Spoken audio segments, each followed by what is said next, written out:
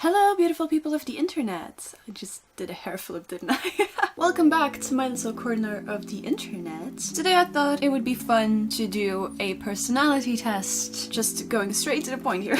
I've seen a lot of people do this on YouTube recently, and I've always been very interested in these kinds of things. I remember I used to study event and project management in school, and we used to have a course, I guess it's called in English, that was dedicated purely on the emotional aspect, so personality types, what was what fits perfectly in a team, because it was still like a business kind of situation. So yeah, personality tests is a thing that's very commonly used in business areas, I suppose. And putting that aside, I've just always been very interested in these kinds of things just because, I don't know, it kind of fascinates me. So the test that I will be taking today is the Myers-Briggs personalities test, also known as the 16 personalities test. I know that there's lots of people that are for it and kind of against it. I've heard a lot of things about people who find it really hard to give a specific answer to the questions, and I've also heard stories about people taking the test and then 2 weeks later taking the same test and having a complete different personality type. So I thought it would just be fun to try that again. So like I said, I'm going to take the Myers-Briggs or the 16 personalities test. What this test basically does is it gives you 4 letters. So it will place you in the letter that they think is going to be most suitable to you. I know this sounds really weird, just bear with me, okay? I'm still learning how to English.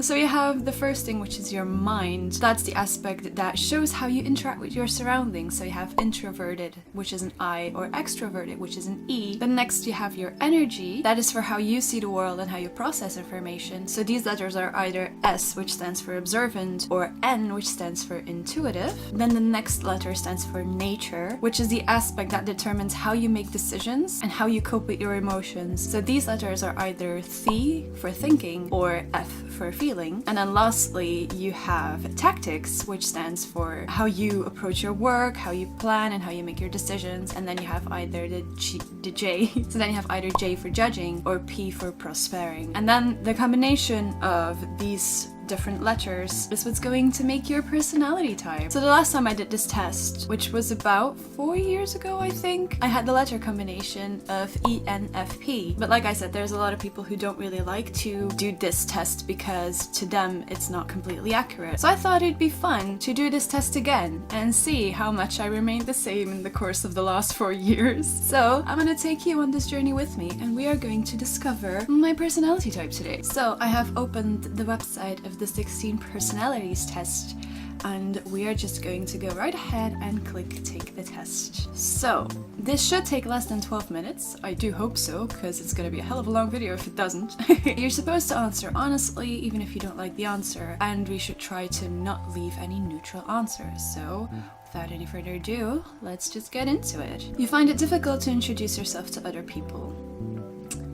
Nope. No problem at all. You often get so lost in thoughts that you ignore or forget your surroundings. I do tend to do that, but not as much as some other people I know, so I'm gonna just put it in between here. You try to respond to your emails as soon as possible and cannot stand a messy inbox.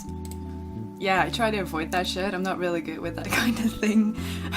Whoops. You find it easy to stay relaxed and focused even when there is some pressure. I do. I am actually someone who works rather well under pressure, surprisingly. Not too much pressure, but a little pressure usually gets the work done. You do not usually initiate conversations. Depends on the person, I guess, but I am really good at starting a conversation and also keeping it going, so I'm gonna just put it in the middle here. You rarely do something just out of sheer curiosity. No, I do things out of curiosity all the time. You feel superior to other people. No. Are there actually people who feel superior than others then? To me, everyone is equal, or at least I try to treat everyone equally, so I don't think I feel superior, no. This is a weird question. Being organized is more important to you than being adaptable. Absolutely not. I think being adaptable is way more important. Being organized is just not a thing that I'm good at. You are usually highly motivated and energetic. That depends on the situation. I find that really hard to answer. I'm gonna stay neutral with this one. It really depends on the situation I'm in. I understand why some people find it hard to answer these questions. Your home and work environments are quite tidy.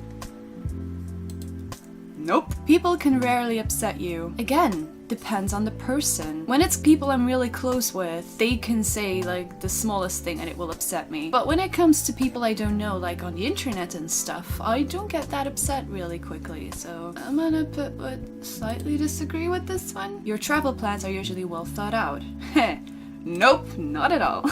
I am usually this kind of person who just plans as she goes. I do like to have a plane ticket or a train ticket before I leave, but I am that kind of person who will literally just pack their suitcase the morning of departure. I don't usually plan these things out. Also on vacation itself, I never really look up what I want to do beforehand. It's usually when we're in the country or in the city itself that I will just look up stuff and then think, hey, that would be fun to do, how about it? I don't plan things. I'm not a planner. It's not my style. It's often difficult for you to relate to other people's feelings.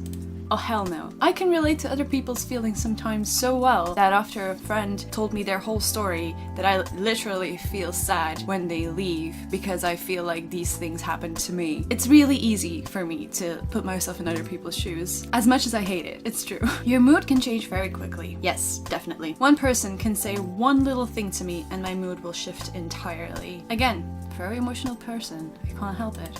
Your work style is closer to random energy spikes than to a methodological and organized approach. Absolutely. There's nothing to say about this one, it's just completely true.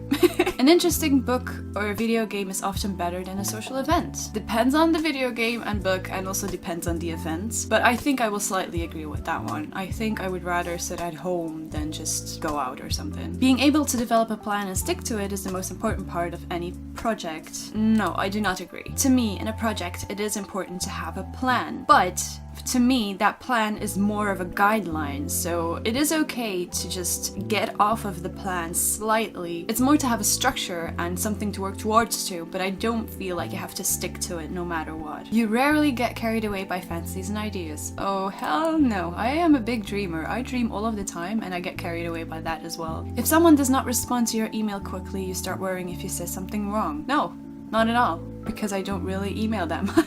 As a parent, you would rather see your child grow up kind than smart. Yes, I will put that one in the middle here. It is important to be smart about things, but it is more important to be kind because not everyone has, the ability to be as smart as they want to be, but you can always choose to be kind. So I think I'd rather have a kind dumbass than a smart asshole. This sounds a bit more aggressive than I thought it would, but you get my point. You are more of a natural improviser than a careful planner. Hell yes. Absolutely. I am hella good at improvising. I'm a terrible planner. Well, I can plan, but I'm really terrible at sticking to that plan, so improvising all the way. Your emotions control you more than you control them. Well, I wish they didn't, but yeah, they do. You enjoy going to social events that involve dressing up or roleplay activities. Absolutely. I love dressing up. That's one of the reasons I love Lush so much. So for different occasions, we're allowed to dress up. If you follow me on Instagram, you've seen the photos before, but I got to dress up as a zombie for Halloween and we just got to walk around in the store like that and I absolutely loved it. It was absolutely amazing. You would rather improvise than spend time coming up with a detailed plan. I've already answered that question, but absolutely, I love improvising. You often contemplate the reason for human existence. Yes, it's called existential crises. You shouldn't try it, because it's not fun. Being right is more important than being cooperative when it comes to teamwork. No. When it comes to teamwork, being cooperative is the most important thing. Although, I am that kind of person who will tell the people that they are wrong afterwards. But when it comes to teamwork, I can put that aside, so. You frequently misplace your things. All of the freaking time. We're almost there. We're at 80% now. We're almost there. You see yourself as very emotionally stable. You usually find it difficult to relax when talking in front of many people. I would say disagree on that one as well. If I have the chance to prepare myself before doing it, I don't really have a problem with it. I might feel a bit anxious and a bit nervous before doing it, but once I am talking to those people, it just comes naturally. So if the room is full, you stay closer to the walls, avoiding the center. I agree, but only because I'm scared that I won't be able to get out of the crowd, not because I don't like it in the crowd. So I think my reason is a bit different than what they're aiming for here. You have the tendency to procrastinate until there's not enough time to do everything. This is really showing my bad sides, isn't it? You believe it's more rewarding to be liked by others than to be powerful. Yes. I don't have a thing for power, I don't really care for it. Although I don't really care what other people think of me either. It is more rewarding to be liked by others, so yeah. You've always been interested in unconventional and ambiguous things like books, arts, or movies. Absolutely. I like to think of myself as a musician, so that's your answer right there. You often take initiative in social situations. Yes. Absolutely. I don't think I need to explain a lot about this, it's just the way it is. Oh, results. I am still the same! What? Okay, that is really cool. For some reason, I did not expect to be exactly the same. It's been 4 years since I took the test, so I thought that some of my personality traits might have changed, but apparently they haven't. So, as you can see here, I am 79% extroverted and 91% introverted, according to the provided questions. My energy is more intuitive than observant, with a good 81%. Nature, I seem to be feeling a lot more than thinking. Then I am almost 100% prospecting.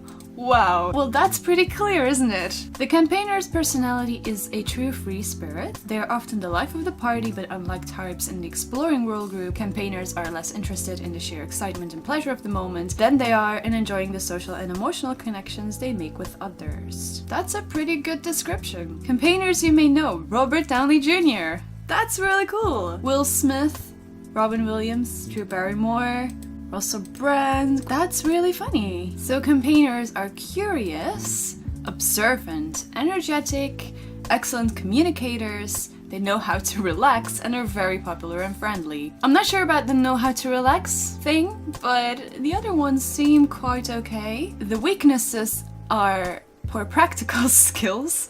They find it difficult to focus, they overthink things, get stressed easily, highly emotional. Yes. And independence to a fault.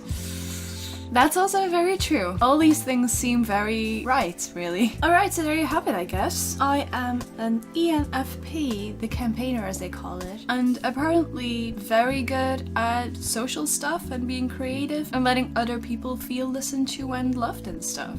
So there you go, that's my personality type. It's just really funny to me to see that after 4 years I am still exactly the same personality type as I was back then. I don't remember doing it on this website though. I think we did it just in a book or on a piece of paper or something, but it's still funny to see how it's still exactly the same, so I'm a bit surprised by that. I would have thought that something might have changed, but apparently not. So that's my personality type. Thank you so much for coming on this journey with me. I will leave a link to the test in the description for you if you want to check it out yourself, and if you do the test, please let me know what your personality type is, because I am very curious about that as well. So as you know, the comments are always open for you to just share your opinions, and yeah, I guess that's it for me then. I know it's a bit of a different type of video today, but like I said, I've been wanting to do this for such a long time and I've seen so many people do it, so I thought, you know, why not? So there you have it. That's why I did it. So yeah, thank you again so much for watching. I hope you enjoyed what you saw today, and I will see you again very soon, or at least I will try to.